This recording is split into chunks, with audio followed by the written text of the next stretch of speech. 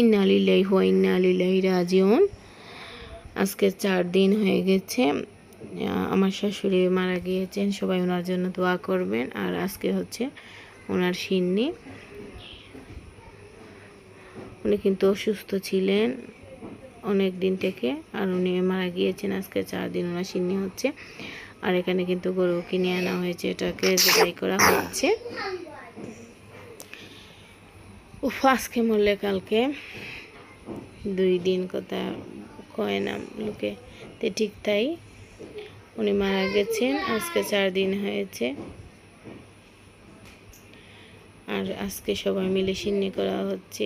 এটাই নিয়ম, মানুষ মরে যায় সাথে সাথে ঘর থেকে বের করানো, গোসল করা। মারা যাওয়ার পরে আর কেউ ঘরে রাখে না। কাপড় পরাও, গোসল করাও, তাড়াতাড়ি বের করো, সময় হয়ে গিয়েছে, কবরস্থানে রেখে এসে। আজও কালো আমরা সবাই মরতে হবে, আমরাও থাকতে হবে কবরস্থানে একা। একটু সময় একা করে থাকা যায় না, আর অন্ধকার কবরে। আল্লাহ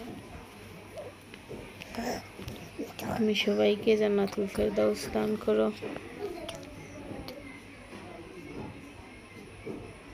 সবাই আমার শাশুড়ির জন্য দোয়া করবেন। শ্বশুরকে তো দেখিনি, শাশুড়িকে দেখেছি। আর এখন থেকে মা বাবাও নেই, শ্বশুর শাশুড়িও নেই, সব দিক থেকে এতিম হয়ে গেলাম। দুয়ার দরজাটাও বন্ধ হয়ে গেল 4 দিন থেকে। আর ঘরে মুরব্বি না থাকলে যা হয়, বাড়িতে মুরব্বি না থাকলে যা হয়। যাই হোক, সবাই ওনার মাগফিরাতের জন্য দোয়া করবেন।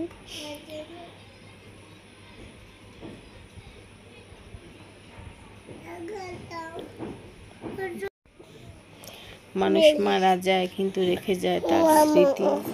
আর উনিও মরে গিয়েছেন, ওনার স্মৃতি রেখে গিয়েছেন। ওনার স্মৃতি কিন্তু বারবার আমাদেরকে কাঁদাচ্ছে। আমার তো চোখেই ভাসছে উনি কোথায় বসতেন, কী করতেন, এভরিথিং, সব কিছু।